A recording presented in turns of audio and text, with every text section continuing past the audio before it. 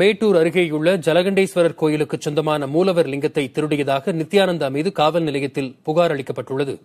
தமிழ வாய திறந்தனாலே ஏதாவது தகராறு பண்றானுங்க. எதையாவது நான் சொல்லி வச்சிடறேன், இவனுங்களுக்கு தமிழும் புரிய மாட்டேங்குது, புரியலைன்னா சும்மாவும் இருக்க மாட்டேங்கிறானுங்க. மூலலிங்கத்துக்கும் மூலவர் லிங்கத்துக்கும் வித்தியாசம் தெரிய மாட்டேங்குது. எதையாவது நான் சொல்ல அவனுங்க எதையாவது கேஸை ஃபைல் பண்ணி வைக்கிறானுங்க. இதுக்கு ஆன்டிசிபேட்டரி பெயில் வாங்கிட்டு இருக்கிறதுக்கே ஓடுறதுக்கு டைம் சரியா இருக்கு. அதனால தான் ஏன் தமிழ் சத் சங்கம் பேசாம சும்மா இருக்கேன்.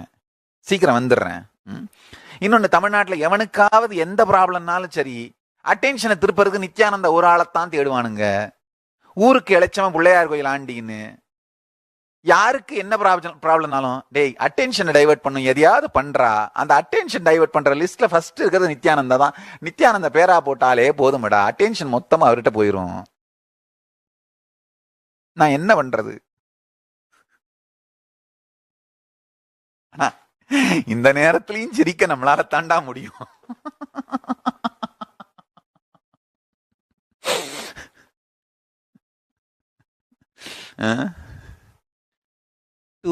ஜலகண்டேஸ்வரர் கோயிலுடைய மூலலிங்கம் கோயிலுக்குள்ளேயே தான் இருக்கு.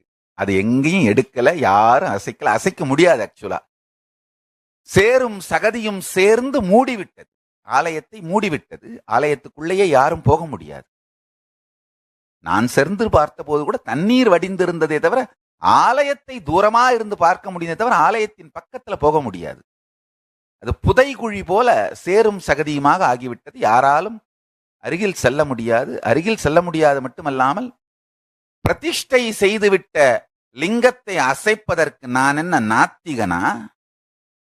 ஆலயங்களை அழிப்பதற்கு நான் ஒன்னு நாத்திக ரவுடி கும்பல் அல்ல. மிகுந்த சிவபக்தியும்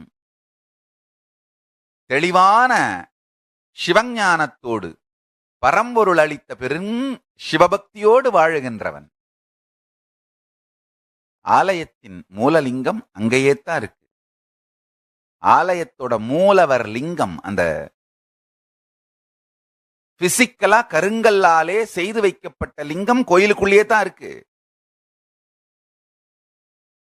நான் சொல்ற எங்கிட்ட இருக்கிறது எனர்ஜி